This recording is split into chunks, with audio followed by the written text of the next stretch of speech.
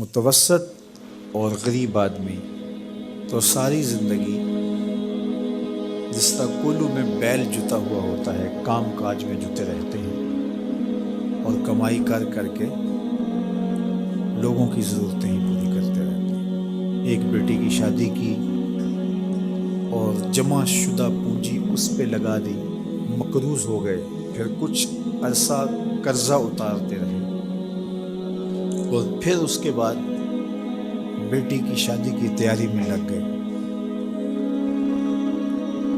اور اسی طرح بیٹوں کی شادیاں بھی آسان نہیں رہی، اس میں بھی جو دور موجود کے تقاضے ہیں اور پھر جس طرح بھاری اور بھرکم ولیمہ کرنے کا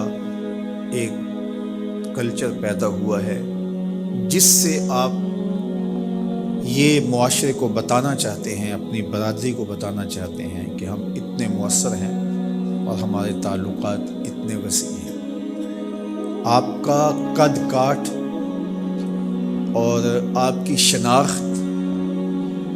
ولیمے کے حجم سے معلوم ہوگی، شادی کی تقریب کے بڑا اور چھوٹا ہونے سے پتہ چلے گا کہ کوئی شخص کتنا معاشرے کا باوقار شخص ہے، جبکہ ماضی میں کسی شخص کے کردار سے پتہ چلتا تھا وہ کیسا شخص ہے، کسی کے رویوں سے سمجھ آتی تھی کہ وہ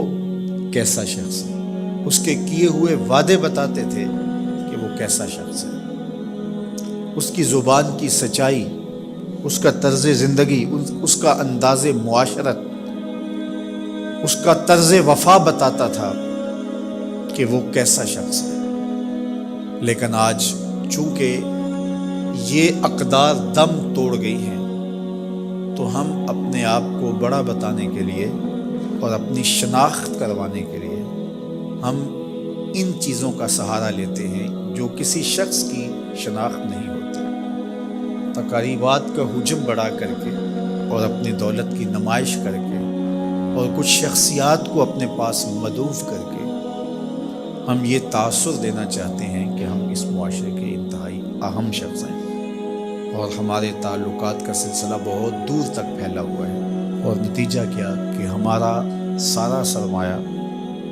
انہی کاموں کے اندر صرف ہو رہا ہے۔ متوسط لوگوں کے لیے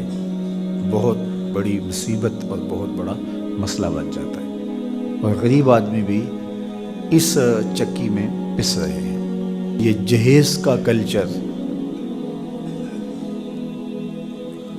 اور یہ لشکر کی صورت میں باراتوں کی آمد،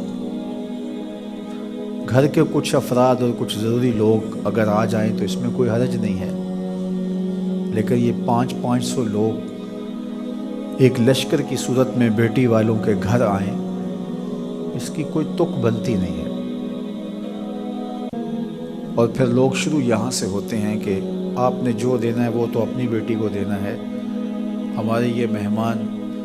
آپ کے ہاں پہلی بار ہی آئیں گے تو